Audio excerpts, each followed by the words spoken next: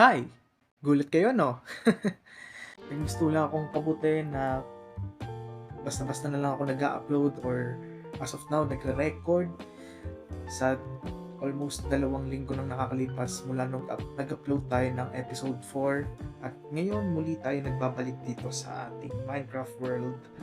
At pagpasensyahan niyo na kung matagal akong nawala dito sa ating adventure. Kaya ngayon nais ko pang ipagpatuloy ang ating adventure dahil, well, ngayon lang ako nagka-time.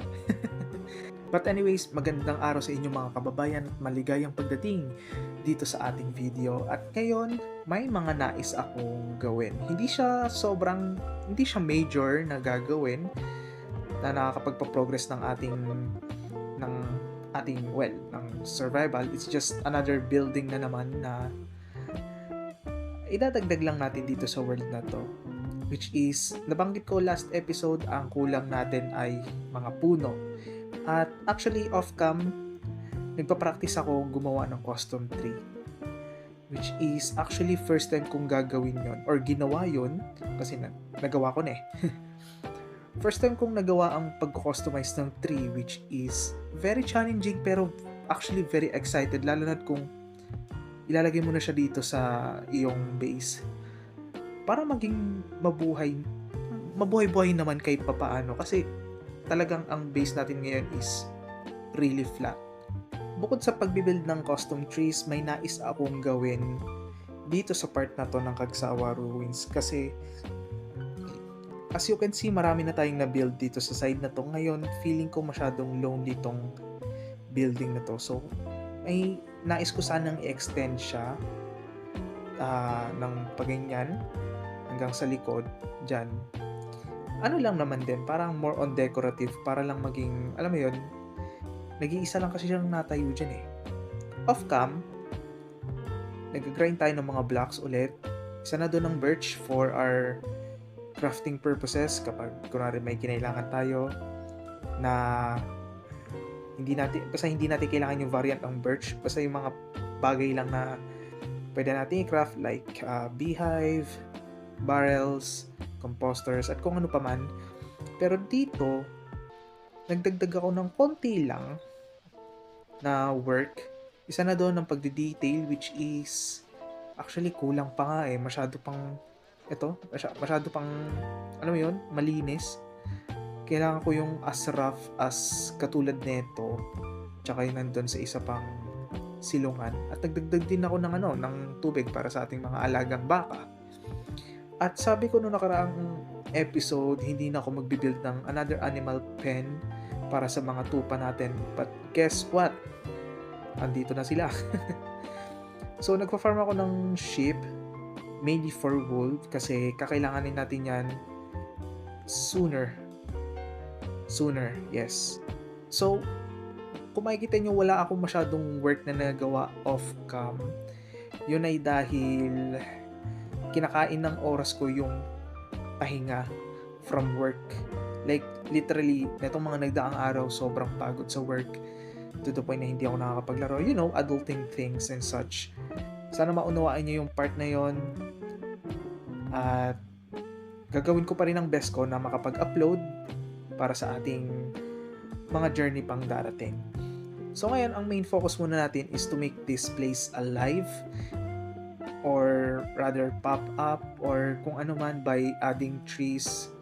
Siguro una dito, since ideally gusto ko talaga ng puno dito. Alam mo yun, sa mga backyard ng kubo natin may mga puno, hindi ganyang klaseng puno of course. Nandyan lang yan para ano. So, ang kakailanganin natin ay maraming oak wood, which is medyo painful i-farm. Wala tayong choice.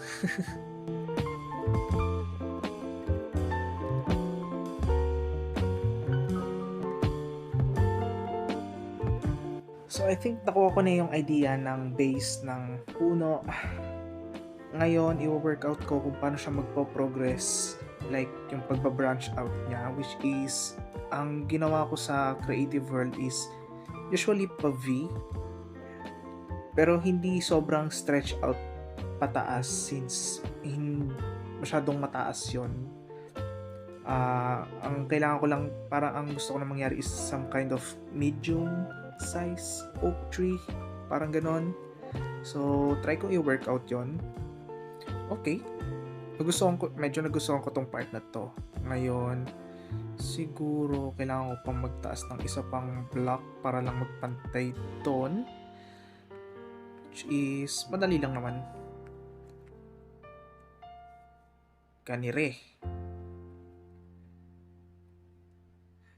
So, gusto ko yung idea na yung isa medyo pataas siya, whereas dito medyo paslant ng konti. Which is good. Ngayon, dadagdag ko lang ng konting detailing. I think okay na yan. Hindi ko na masyado ipabrush out. So, okay na tayo dyan sa mismong trunk or yung wood. Ngayon, doon naman tayo sa mga leaves, which is actually dalawang type yung leaves na meron ako.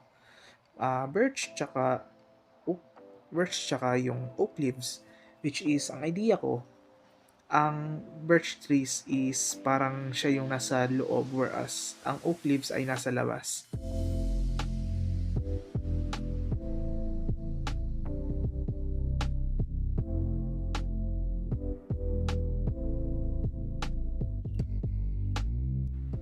Ano kaya itsura niya? Okay din. Tingin nyo? Goods ba? Maganda ba yung pagkakagawa ko? Hindi ko sure kung parang dito okay lang yun yung ano eh. Pero dito parang masyado ko yata ano mo yun? Pero okay lang din naman in a way. Yeah, I think goods na ako dito.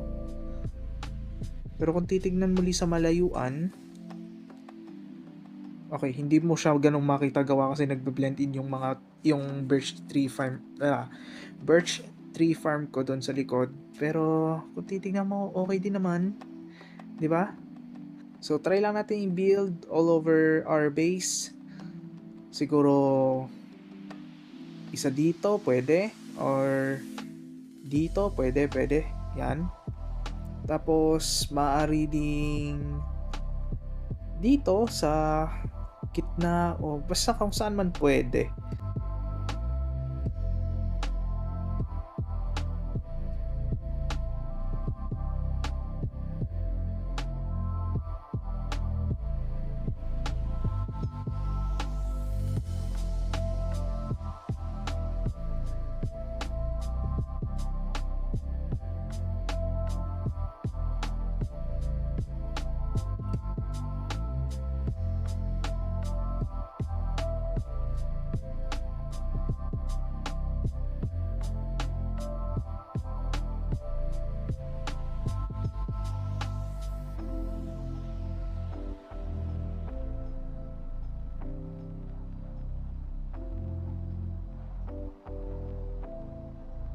At natapos ang ating pang-apat na puno. Hindi ko akalain makakagawa ko ng 4 na puno. Pero sa lahat-lahat ng nagawa natin, or actually 5 pala, meron pa pala doon.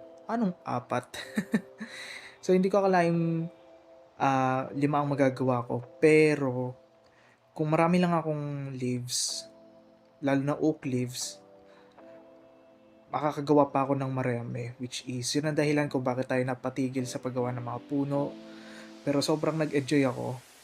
Kasi lang, wala lang. Like, iba na yung binibuild mo. Hindi lang yung structure na tulad ng ganyan or yung farmhouse. Yung something organic ba or different.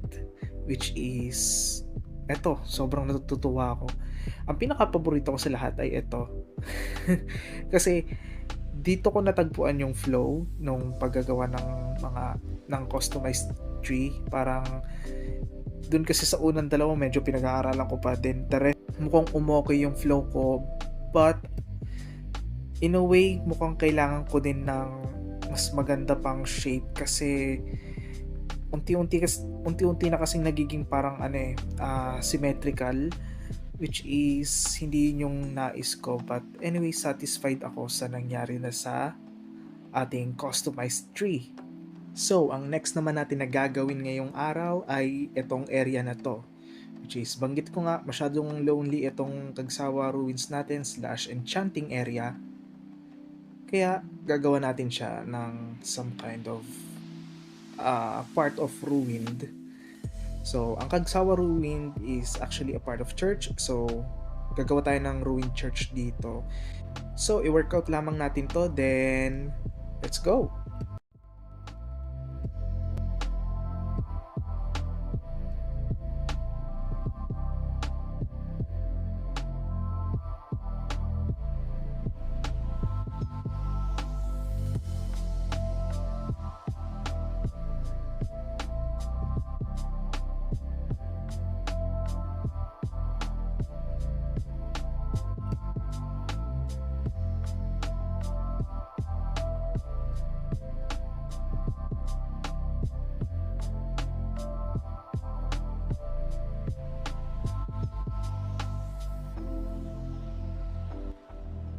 At natapos din natin ang ating munting proyekto na nakakapagdagdag buhay dito sa ating Kagsawa ruined or enchanting area, which is another very, very, very ruined area or church.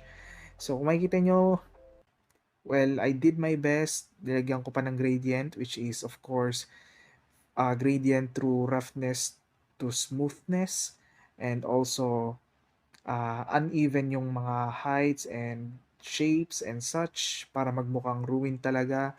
And also meron pa tayong dalawang windows dito and dito para alam mo yun, kahit pa paano maging realistically na ruined. So ngayon meron tayong malaking space dito, kaya anong balak natin dito sa area na to? Actually, kung makikita nyo, meron akong obsidian at saka flint and steel. Dito natin isa-set up ang ating nether portal. At na-realize ko lang bigla, 3 block wide ang entrance natin. Pero, paano natin siya i-place? Yun lang. You know what? Yan. 3 block wide na nether portal. I mean, why not, diba? Tapos, 3 din dito. 3 naman dito. And finally, 3 dito. So at least meron tayong nether portal na medyo unusual.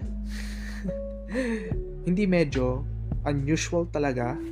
Dahil usually, di ba, 2 wide block tapos 3 ang height. But this time dahil ayun nga, 3 block wide ang ating entrance, kakailanganin nating 3 block yung ating nether portal. So let's light it up. Yon. Check natin kung saang part tayo or anong biome o kung ano man, kung safe ba o hindi. At actually hindi safe pumunta dito, lalo na into the nether. Oh. Okay. So medyo safe, nasa 75. Okay. So hindi muna ako mag-explore. Tinignan ko lang kung saan tayo magi-spawn sa nether. And also medyo delikado dahil wala tayong gold armor. So bakit na agad ako nag-set ng nether portal? I mean, wala namang pinipiling panahon ang pagsiset ng nether portal. Pero I want to do something na never ko pang nagawa sa paglalaro ko ng Minecraft. As you may know, sa loob ng nether, 1 step of blocks sa nether equals 8 blocks dito sa overworld. So, isang step mo dito, 8 blocks ka agad. And ang bala ko sana is mag-explore tayo ng iba't ibang lugar, like thousands and thousands of blocks away from our base, traveling through nether, and magsaset lang tayo ng portal and such.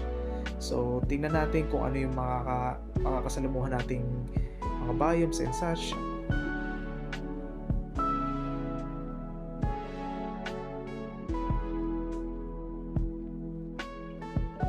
So katatapos ko lamang kumuha ng obsidian, 56 exact.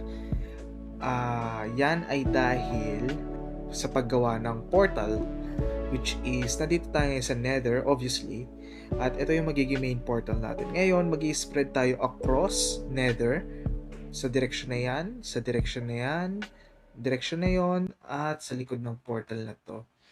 So kung tama ang computation ko, 'di ba, ang one step block dito sa Nether ay 8 blocks sa overworld. So ang bala ko is 250 blocks away from this portal, which leave us sa overworld na 2,000 blocks or away from our base. So sa case na to, negative 106, 250 blocks papunta ron, that would be negative 356 ang x natin. So gagawin natin siya in all direction hanggang sa yun, maset up na natin. Hindi ko pa pala nababanggit ko anong main purpose ng ginagawa natin. Actually, bukod sa exploration, one main thing is exploration, but second is yung experience ma-experience or maranasan ko yung traveling through portal to portal, Nether. So, hindi ko pa nagagawa talaga yun. And also, naghahanap ako ng iba't ibang biomes, particularly at this point ay ang desert. Kasi sa next project natin, kakailangan ko ng maraming sand.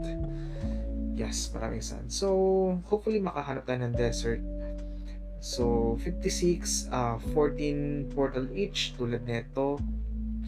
So, tara, gawin natin ang ating mission. So, nagsimula tayong mag-mine 250 blocks away from the main portal in all direction. Then suddenly, may nakita tayong bastion, which is interesting and exciting, yet medyo scary para i-explore at kakailanganin natin ng mga loot in the future. So, sinet up na natin ang unang portal which lead us to a cave.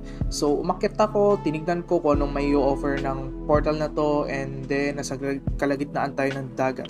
So, wala rin may explore. Then, pangalawang portal, nilabas tayo sa Mega Taiga at Dark Oak Forest, which is kinuha ko yung sapling ng Dark Oak for wood variant. Then, pangatlo sa cave uli, pero pagkaakyat ko, may magandang tanawin ng mga bulubundukin din, which is tingin ko magandang mag-build dito. Then, pang-apat sa snow biome, which is may malapit na igloo, at nag-cure din ako ng zombie villager kasi wala lang. At pang-lima ay walang iba kundi bulubundukin lamang. At muli tayo nagbabalik dito sa ating base.